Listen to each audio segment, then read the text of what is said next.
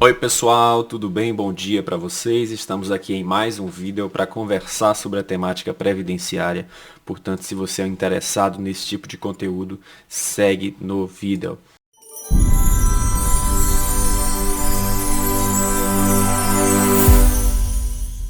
Gente, antes de qualquer coisa, eu gostaria de repetir aqui o mantra do canal. Se é a primeira vez que você está vendo o vídeo, se inscreva no canal, deixa o like no vídeo, tá? Faça um comentário. Essas atitudes são extremamente importantes para o desenvolvimento do canal, para a gente alcançar novas pessoas, né? Para que a gente expanda a nossa comunidade. Então eu peço para vocês nesse momento, deixa o like no vídeo, né? Faça sua inscrição no canal, se possível deixa seu comentário com sua história, tá? Eu separei algumas temáticas previdenciárias para conversar com vocês hoje. Eu espero que vocês gostem do conteúdo, né? Um conteúdo sempre prático, voltado para quem não tem formação jurídica, tá?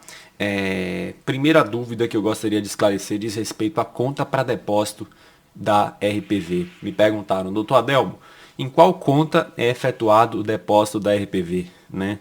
E a RPV, para quem não sabe, é a requisição de pequeno valor, né? A forma de pagamento da fazenda pública naquelas condenações com valor abaixo a 60 salários mínimos na órbita federal, né? A requisição de pequeno valor, ela é paga e depositada em uma conta, né?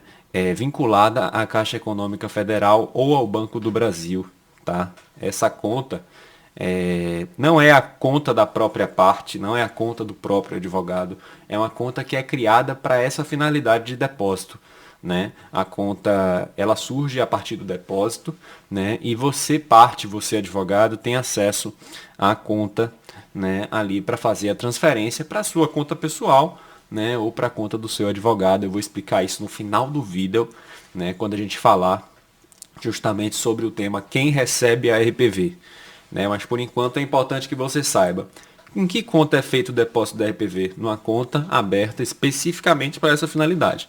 Não é a conta do advogado, não é a conta da parte, tá? Sentença com liminar e recurso do INSS. Olha que complicação. Você tem uma sentença aqui, você venceu a ação previdenciária, né? A sentença veio com uma decisão liminar, né, determinando que o INSS implante seu benefício num prazo de 30 dias, vamos supor que seja um auxílio-doença, né? Mas você tem o INSS recorrendo dessa sentença, né? E não cumprindo, né? E aí surge uma questão, o que é que eu preciso fazer agora, né?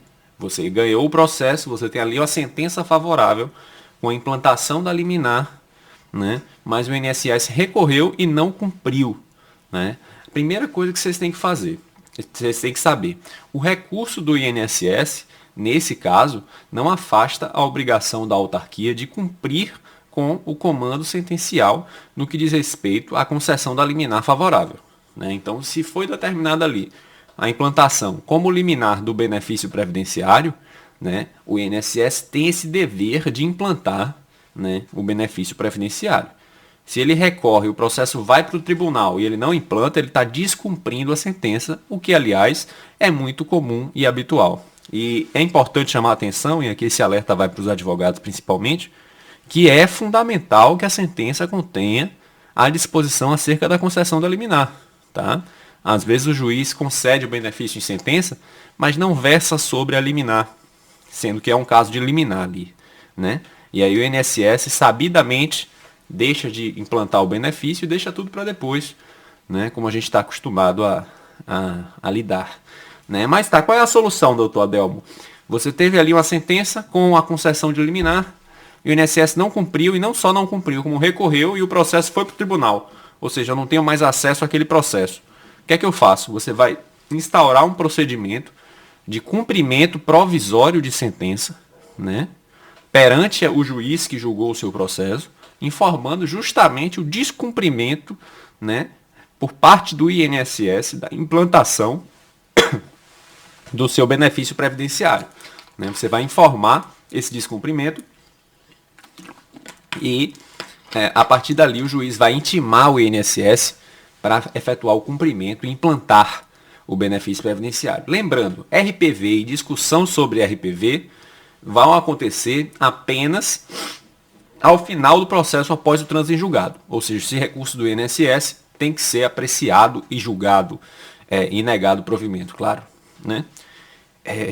Que depois vai acontecer a discussão sobre RPV, entenderam? Então é importante que vocês não confundam os momentos processuais, né? Honorários na RPV. Doutor Adelmo, eu tenho RPV, o advogado recebe a parte dele direto, eu recebo a parte que é só minha, eu tenho que repassar alguma coisa para o advogado tem que me repassar alguma coisa. Deixa eu explicar uma coisa para vocês, pessoal. Cada profissional na área jurídica tem uma prática, né, negocial com seus clientes. Tem advogado, por exemplo, como eu destaco honorários da RPV. Eu junto o contrato de honorários no processo e peço para o juiz efetuar o destaque do pagamento do advogado. É minha prática, tá? Tem advogado que não tem essa prática, que simplesmente saca o valor integral do cliente, destaca do valor integral aquilo que seria de honorários e transfere para o cliente o remanescente. Não está errado. Ele pode fazer isso, é uma forma de trabalho, tá? Eu, particularmente, como eu não gosto desse tipo de coisa, de ficar com o dinheiro dos outros, sempre que possível, eu peço para o próprio juiz dividir, né? Mas é importante que vocês saibam, tanto uma situação quanto a outra podem acontecer, né? O advogado de vocês pode receber o valor total, né, da RPV e repassar depois, né? Existem advogados que pedem o destaque. E para você verificar se houve o destaque na RPV, você tem que ter acesso ao documento da RPV, vai ter que pedir para o seu advogado, né? E no documento da RPV vai ter lá, fulano, X valor. E embaixo vai ter assim, advogado tal, né? Y valor. Vai estar escrito, vai estar delimitado no instrumento da RPV o valor que cada um vai receber.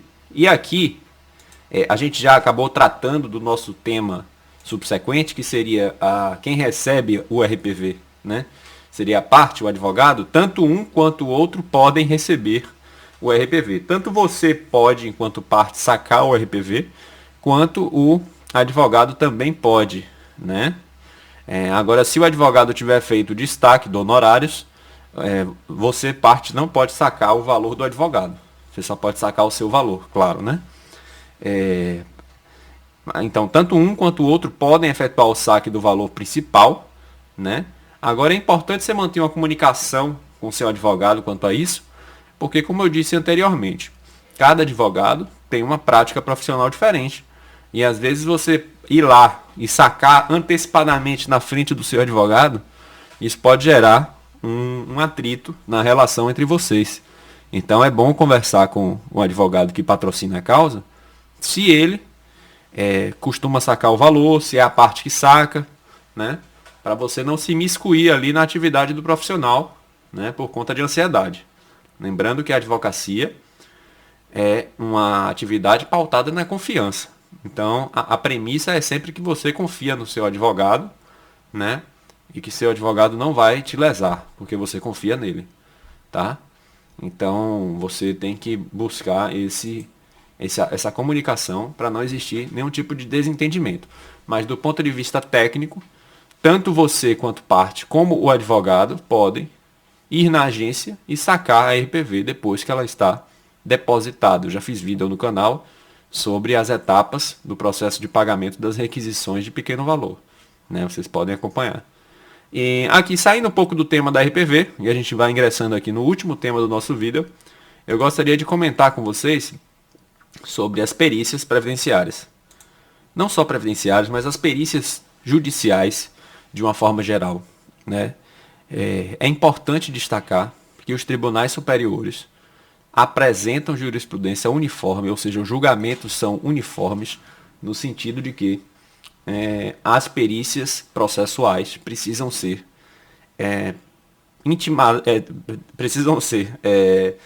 realizadas mediante prévia intimação pessoal da parte. O que é que isso quer dizer? Se você tem uma perícia previdenciária, a justiça tem que lhe intimar e não intimar o seu advogado, tá? Existe uma jurisprudência já definida sobre isso. Sucede que alguns magistrados ainda insistem em intimar o advogado para as perícias, tá? E isso pode gerar contratempos processuais. porque a depender do advogado e do volume de processos que esse advogado tenha, né, se torna uma tarefa humanamente impossível notificar todas as partes acerca das perícias realizadas, né? Então, por isso que a intimação é pessoal, por questões de logística, né? Então, o Poder Judiciário tem uma logística muito mais desenvolta nessa questão das intimações, né?